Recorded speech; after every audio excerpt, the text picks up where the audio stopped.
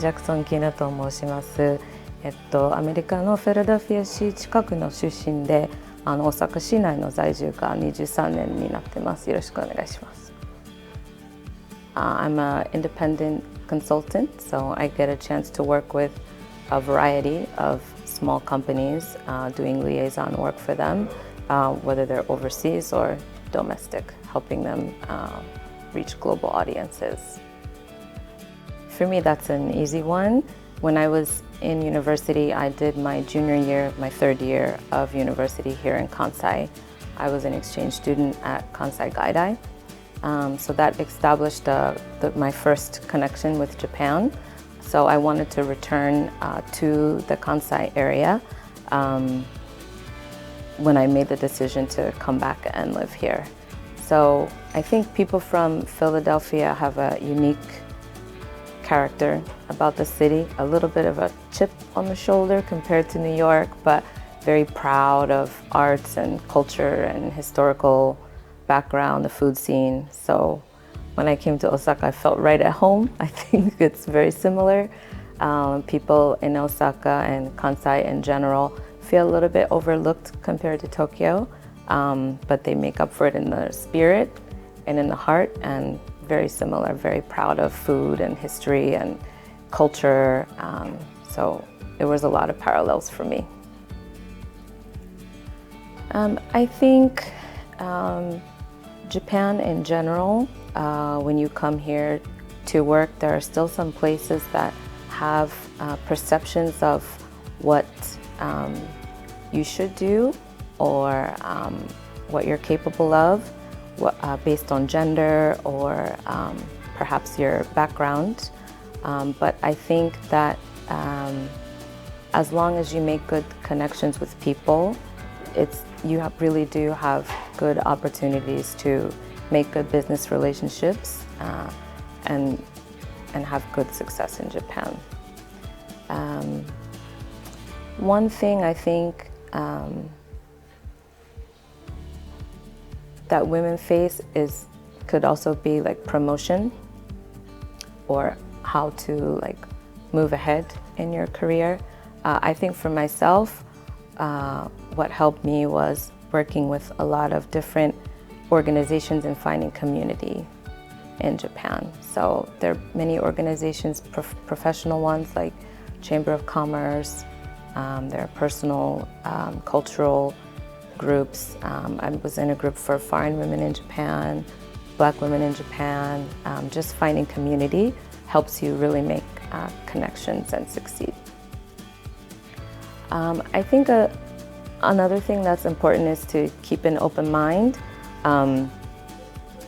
There are some businesses that might hesitate to work with someone that's an independent worker like me, regardless if you're new to Japan or if you've lived here for a very long time. But I think that's also a good strategy, because when you meet people that are willing to compromise and think outside of the box, then you can collaborate and have good success together. I would say over the last 10 years or so, there's been a big influx of tourism to this area, and you can see that a lot of things in the business landscape are changing. There's a lot of new facilities, new resources for tourists and also long-term residents. And I think one of the interesting things we've seen is a slight food culture shift to be a little bit more inclusive of different lifestyles. So I do work a lot in the alternative food space, helping companies that make plant-based food, but not exclusive to plant-based. I think there's a lot of space in Osaka for restaurants to have options, whether it's dairy, things with non-dairy or plant-based or no sugar, vegetarian, various things. There are a lot of people in the world that eat with a lot of different styles, and eating together, which is a very Kansai thing, we want to make sure that it's enjoyable for everybody. So I think there's definitely a lot of room to increase the options for people. I think that just by being a long-term non-Japanese resident, you're contributing to the globalization of Osaka. But I think for me, not just my gender or my ethnic background, I think globalization is also tied to thought and ideas and innovation. And I think there's a lot of space in Osaka for people to come that think a little differently and work with people. Osaka itself moves in a different way than Tokyo or the rest of Japan. So I think if you also move a little differently, there's space to make connections and collaborate on things. I think Osaka is changing a lot. Like I said, I've been here for over 20 years, and I would say in the past 2 years, there's been more change than I've seen in 20 years, just with different revitalization projects in various areas of the city. Also with the landscape, the people that have moved here for work, and also with the type of work that I do as an independent person.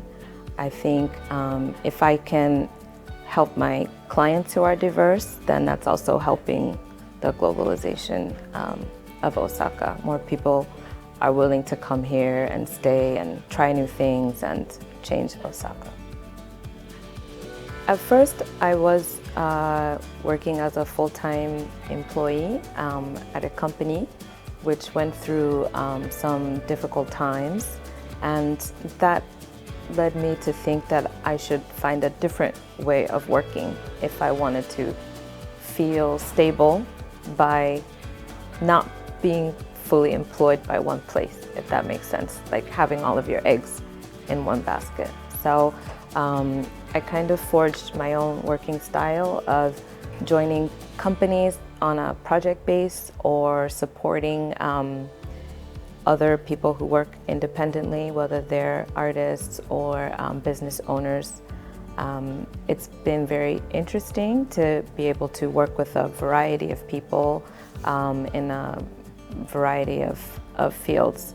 And I think that if there are more opportunities like this for people in Osaka to work flexibly,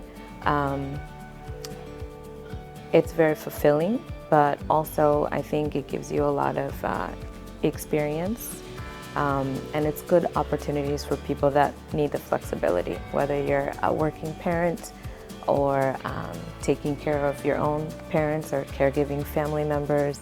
There are many people, maybe older, that want to return to the workforce in some capacity.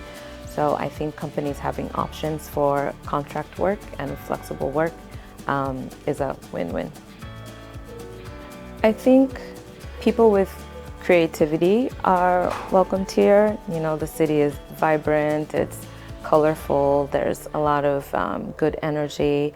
And Japan in general, there's a mix of kind of a dichotomy of doing things traditionally or an old way, but also a new way. So more people that can help to be a bridge for that, I think will be welcome. I used to work in the startup space, for example. So a lot of people in startups and innovation, I think really bring good ideas to Japan. I think that Osaka has a lot of resources in place for people that are moving here for work. A lot of which I wish that I knew about when I was coming here. I think the two biggest merits that I can see through INVEST Osaka is allowing people or helping to provide for them a physical space to be.